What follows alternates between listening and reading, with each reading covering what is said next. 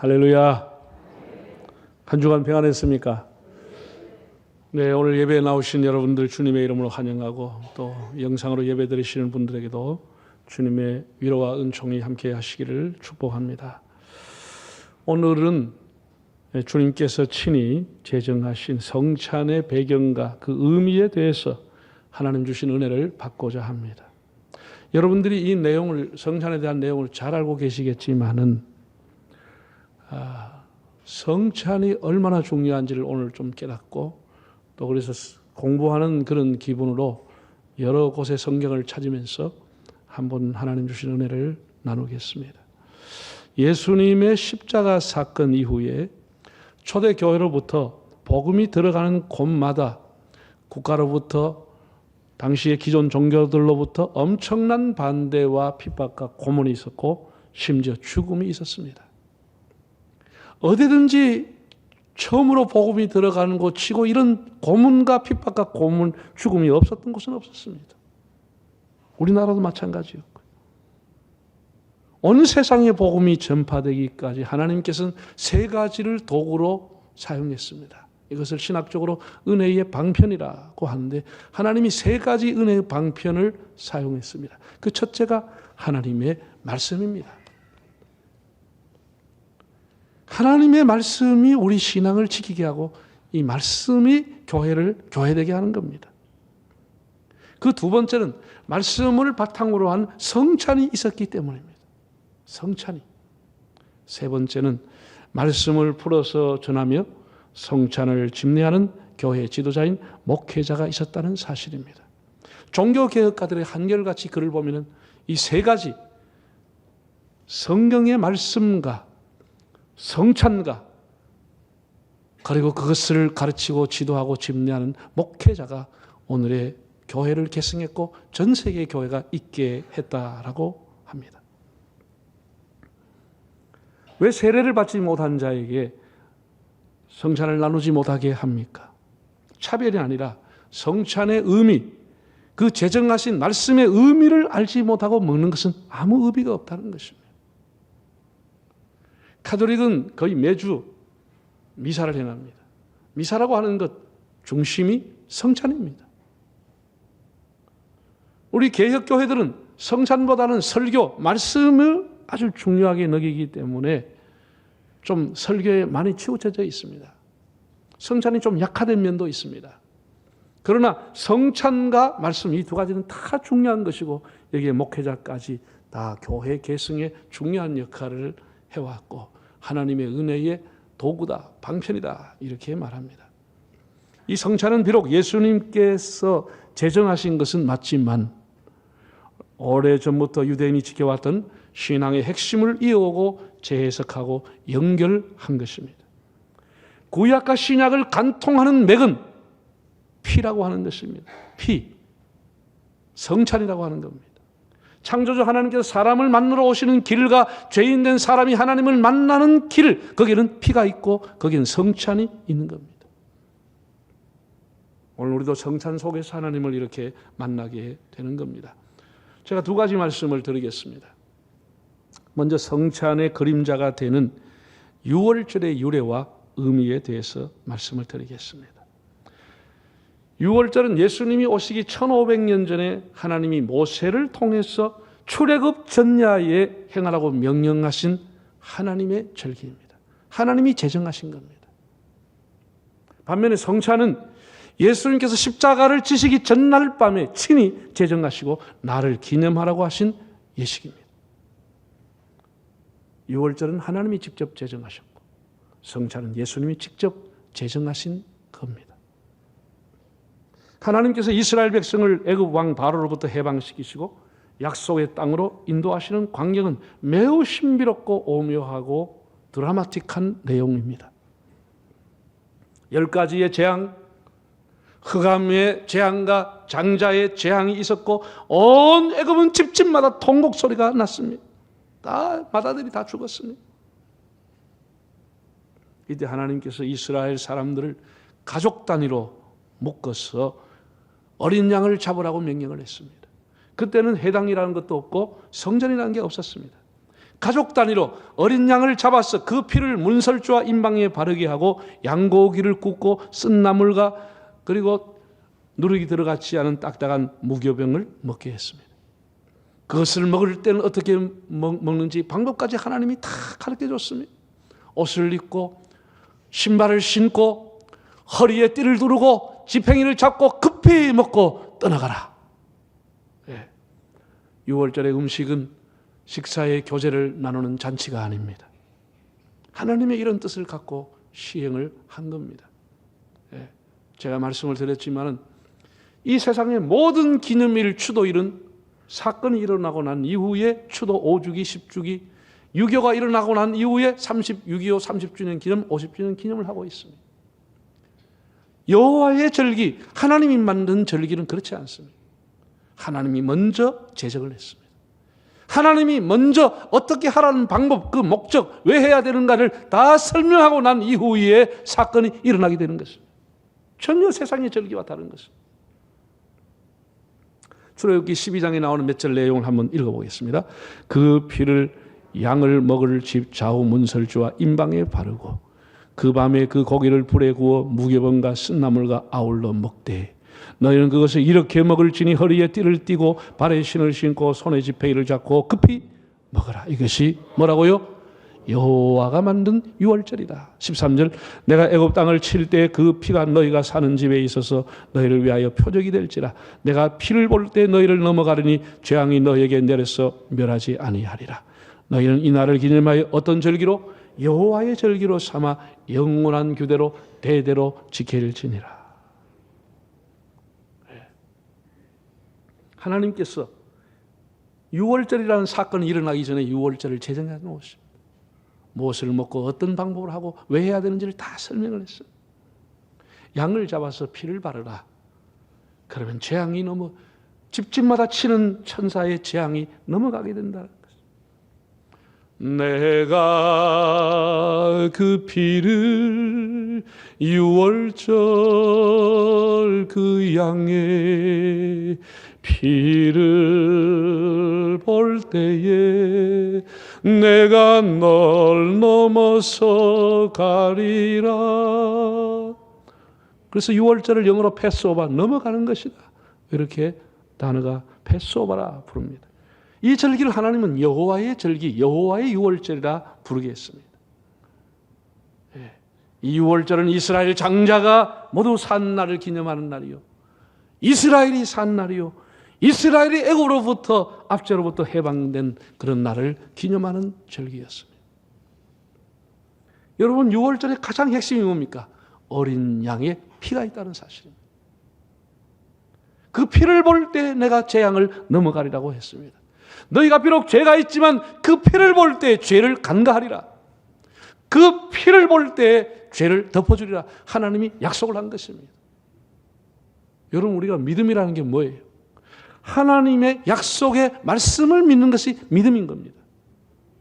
앞으로 내가 10년 후에 뭐 부자가 되겠다, 20년 후에 우리 아들이 뭐 하겠다, 그런 건 믿음이 아니고요, 그건 자기가 그냥 소원하는 겁니다. 그럼 무슨 근거에 서 그걸 믿습니까? 그건 자기가 소원하는 거예요. 될 수도 있고 안 될 수도 있는 거예요. 하나님의 말씀은 그대로 되어버리는 것입니다. 그 말씀을 믿는 것이고 언약을, 하나님의 약속을 믿는 것이 믿음인 것입니다. 하나님이 재앙을 넘어가리라, 그 말씀 그대로 믿고, 비록 이집트 사람이라 할지라도, 비록 거기에 붙어 사는 잡족이라 할지라도 양을 잡아 문지방에 피를 칠하는 사람은 다 구원받았습니다. 그러나 이스라엘 사람이라도 하나님의 약속을 믿지 않았던 사람은 그런다고 사냐? 다 죽었습니다. 뭐 때문에? 약속을 믿는 믿음이 중요한 것입니다. 그 이후에 출애굽하면서 그들은 광야에서 불뱀을 통해서 몸이 퉁퉁 붓고 독이 퍼져 사람들이 죽어 잡았을 때 모세가 하나님 앞에 간구했을 때 구리뱀을 세우라고 그랬습니다. 누구든지 불뱀에 물린 사람은 구리뱀을 쳐다보면 낫게 된다, 구원받는다 약속했습니다. 그게 약속입니다. 그걸 쳐다본 사람은 나음을 받았다, 이렇게 기록했습니다. 그게 믿음입니다. 하나님의 말씀을 받아들이고 믿는 것이 믿음인 것이지, 자기의 철학, 자기의 어떤 이념, 그건 믿음이 아닌 거예요. 그건 신념에 불과한 거예요. 그것을 설명했던 요한복음 3장에 보면 인자가 광야에서 들려야 하리라. 그걸 믿는 자가 구원을 받는다. 예수님 말씀하시면서 누구든지 그 아들을 믿는 자는 영생을 얻으리라. 이게 우리에게 주신 약속이라고 하는 것입니다. 로마서에 바울이 그렇게 말했습니다. 사람이 마음으로 믿어 의에 이르고 입으로 시인하여 구원에 이른다. 마음으로 믿는 것이 믿음인 것입니다. 하나님이 우리에게 언약했던 이 약속을 믿는 것이 중요한 겁니다. 그래서 이스라엘은 압니다. 어린 양 덕분에 다 살아나고 어린 양의 흘린 피 때문에 다 살았다는 것을 그들은 압니다. 장자도 살고 부모도 살고 가정이 살고 자기가 기르는 가축들까지 다 살았습니다. 왜? 하나님이 약속했기 때문에. 어린 양이 흘린 피로서 다 살아난 것입니다. 그래서 그들은 대대로 기념해서 이날을 유월절을 지켜왔습니다. 1년 중에 절기 중에 유대인들은 유월절, 오순절, 장막절 3대 절기를 해마다 남자들은 예루살렘 성전에 올라와서 지내라 하나님이 출애굽기 32장에 명령을 했습니다. 여러분 누가복음 2장에 보면 예수님께서도 어렸을 때 그 부모님과 함께 유월절을 지키러 예루살렘에 가셨다. 기록이 나와 있습니다. 예수님이 성년이 될 때까지 성년이 된 이후에도 해마다 남자니까 예루살렘에 유월절을 지키러 가셨습니다. 공생의 3년 동안도 해마다 요한복음은 첫째, 두 번째, 세 번째 유월절 다 가셨다 기록이 되어 있습니다. 나사렛에서 예루살렘까지 140km인데 예수님도 해마다 유월절 지키러 가셨어요.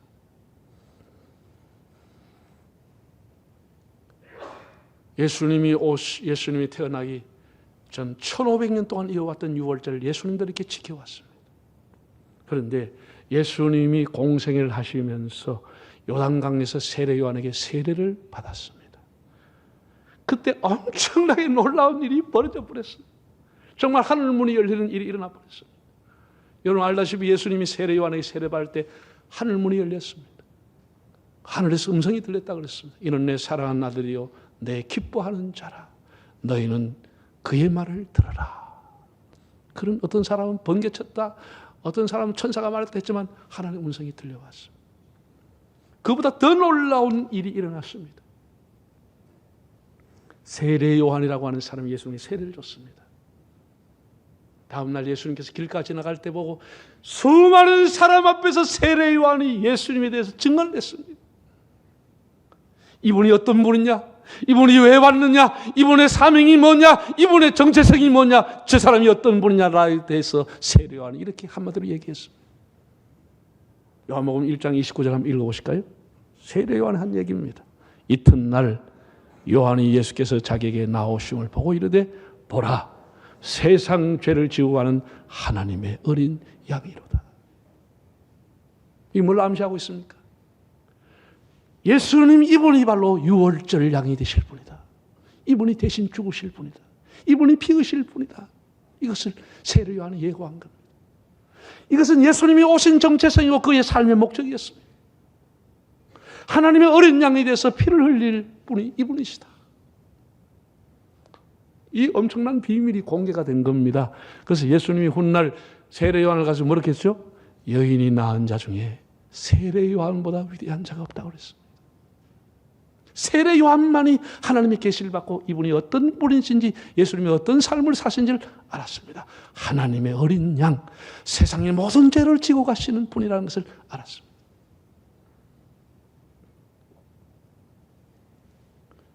아담과 하와가 범죄한 이후에 하나님께서는 대신 죽을 피를 찾았습니다. 대신 피, 짐승을 잡아 죽이고 가죽옷을 입혔습니다.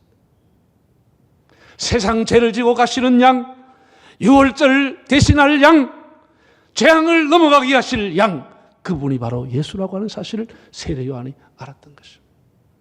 얼마나 놀라웠습니까? 얼마나 놀라운 얘기. 두 번째는 예수님이 드디어 이제 십자가를 앞에 두고 성찬을 제정하시게 됩니다. 여호와의 절기인 유월절을 시행한 지 예수님 때까지 1500년 이어왔습니다. 마가 요한의 다락방에서 드디어 새로운 구속사의 역사가 일어나게 됩니다. 그게 오늘 본문에 나옵니다. 한번 14절에 16절을 읽어보실까요? 14절 때가 이르매 예수께서 사도들과 함께 앉으사 이르시되 내가 고난을 받기 전에 너희와 함께 이 유월절 먹기를 원하고 원하였노라. 내가 너희에게 이르노니 이 유월절이 하나님 나라에서 이루기까지 다시 먹지 아니하리라 하시고. 여러분, 예수님께서 사랑하는 제자들과 그 다음 날 십자가를 지셔야 되는데 그 마지막 날 밤을 보내면서 그 쓴나물, 딱딱한 빵, 양고기를 갖다 놓고 내가 이것을 너희와 먹기를 원하였다. 음식을 먹기를 원했습니까? 이 내용을 읽으면 눈물이 나게 되는. 내가 헬라어 단어를 찾아봤더니 에피디미아, 에피디메오. 에피디미아라고 하는 것은 명사로서 동경, 갈망, 욕망이라고 하는 뜻이고, 에피디메오 하는 것은 동사로서 갈망하다, 바라다, 탐내다입니다. 예수님은 거듭 이 단어를 2번 사용했습니다. 에피디미아, 에피디메오. 내가 오늘날 너희와 함께 유월절 음식을 먹기를 간절히 기다렸다. 이 말의 의미가 뭐죠? 내가 십자가 지기를 간절히 기다렸다. 내가 너희를 위해서 내 몸을 버릴 그날을 기다려왔다. 내가 이제 유월절 양이 돼서 너희를 위해서 피를 흘릴 날을 내가 기다리고 왔다. 내가 이 날을 동경하고 갈망하고 이 날을 기다리고 왔다. 그토록 간절히 기다려왔던 성찬식이 제정되는 날입니다. 예수님 자신이 유월절 양이 되셔서 십자가에 피 흘리심으로써 이제 모세의 유월절이 끝이 나고 지금부터는 이 성찬을 기억하는, 이제는 그날이 아니고 이 날을 영원히 기념하는 성찬이 시작이 된 것입니다. 그래서 성찬의 가장 큰 의미는 1500년을 내려왔던 유월절은 이제 끝이 나고 땅에서 모든 그리스도인들은 이제 유월절의 어린 양을 더 잡을 필요가 없게 된 것입니다. 어린 양이 대신 되어주신 예수님의 몸과 피를 기억하는 성찬이 시작된 것입니다. 더 이상 어린 양을 잡지 않게 됐습니다. 더 이상 제사가 필요 없게 된 것입니다. 이것이 성찬의 가장 큰 의미인 것입니다. 할렐루야. 성찬은 모든 사람을 위하여 그 몸을 십자가에 내어 놓으시고 친히 어린 양이 되신 구속의 주님을 기억하는 시간입니다. 6월절에는 구운 양고기, 쓴나물, 그리고 무교병을 먹었습니다. 그게 재료였습니다. 성찬식은 떡과 포도주가 재료입니다. 이건 사람이 만든 게 아닙니다. 예수님이 다 만들어서 그 의미까지 우리에게 가르쳐 주었습니다. 오늘 본문 19절, 20절 한번 다시 읽어보시겠습니다. 또 떡을 가져 감사기도 하시고 떼어 그들에게 주시며 이르시되, 떡이 뭐라고요? 이것은 내 몸이다. 나를 기념하라. 20절에 저녁 먹은 후에 잔도가 같이 하여 이르시되, 이 잔은 내 피로 세운 너희들의 죄 사함을 받게 하는 새로운 언약의 잔이다. 예수님은 이게 떡과 포도주라고 하는 재료까지 말씀하시고 왜 그것이 필요한지를 말씀하시며 이것을 기념하라고 말씀했습니다. 요한복음 6장 53절에도 보면 예수님이 이렇게 말씀했습니다. 요한복음 한번 읽어보실까요?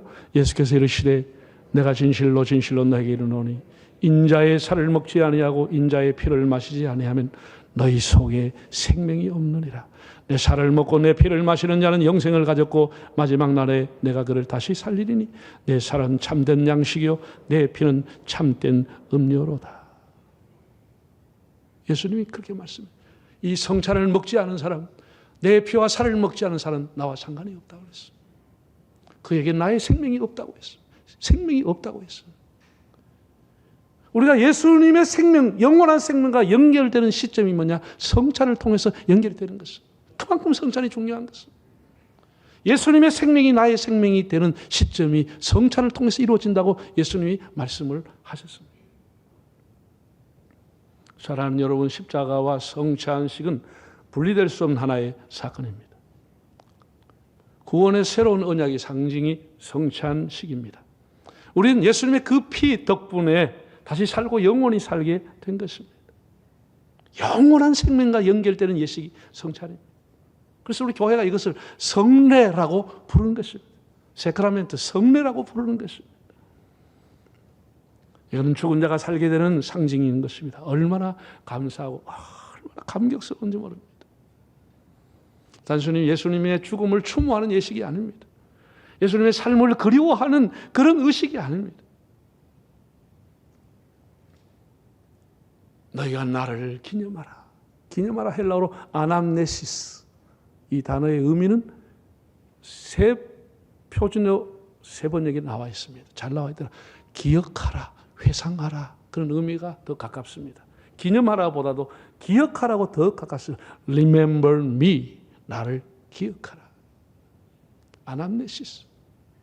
예수님의 은혜, 예수님의 사랑, 예수님이 어린 양이 돼서 피 흘려 주셨던 그 은혜, 그 은혜를 기억하라. 예수님의 고난을 기억하라. 예수님 때문에 하나로 묶여져 있는 교회가 예수님과 연대의식을 가지고 한 형제임을 기억하라. 그것이 성찬의 의미입니다. 성찬은 예수님의 고난과 부활뿐 아니라 우리로 하여금 죄인 신앙을 갖게 하고 주님 오실 때까지 이 피의 복음을 전하게 하고 있습니다. 그리고 언젠가 우리가 훗날 천상에서의 영원히 주님과 함께 혼인잔치를 하게 될 그날을 소망하게 됩니다. 요한계시록 19장에 보면 이렇게 기록했습니다. 한번 읽어보실까요? 천사가 내게 말하기를 기록하라. 어린 양의 혼인잔치에 청함을 받은 자들은 복이 있도다 하고 또 내게 말하되 이것은 하나님의 참되신 말씀이라. 우리가 훗날 이제는 땅에 우리의 성찬식이 끝이 나면 영원히 천상에서 주님과 함께 하나님의 어린 양의 혼인잔치에 이 음식을 가지고 참여하게 된다. 이렇게 말씀을 했습니다. 아주 중요한 거기 때문에 제가 몇 가지 오늘 설교 성찬의 중요한 의의에 대해서 한번 화면을 통해 보시겠습니다. 5가지. 1 하면 읽어보겠습니다. 1. 이 날을 기념하라 해서 나를 기념하라. 2. 유월절 어린 양에서 세상 죄를 지어 가신 하나님의 어린 양으로. 3. 마지막 유월절이 첫 번째 성찬식으로. 4. 제사에서 예배로. 5. 주님 오실 때까지 주의 죽으심을 대대로 기억하며 전하라. 이 날을 기념하라. 유월절을 기념하라. 이제 거기에서 예수님은 나를 기념하라. 나를 기억하라. 이렇게 말씀한 거고 마지막 유월절이 첫 번째 성찬절이 됐습니다. 우리는 더 이상 제사를 드리지 않고 하나님 앞에 예수님을 통해서 예배를 드리면서 나아가게 되는 것입니다. 얼마나 놀라운 일입니까? 사랑하는 형제자매 여러분, 예수께서 마지막 유월절과 첫 성찬의 자리를 그렇게 원하시고 원하셨다고 했습니다. 당신께서 우리를 위해 몸멀어 피 흘려 주실 그 십자가를 지실 날을 그렇게 기다리고 기다리셨다고 했습니다. 다음이 없는 주님의 은혜, 이 신묘막측한 은혜, 영원한 생명의 증표로 주신 이 성찬, 우리의 죄를 용서하시고 새 생명을 주신 주님께 영생을 얻은 자답게 겸손하게 책무를 다하며 살아가시는 여러분의 삶이 되시기를 바랍니다.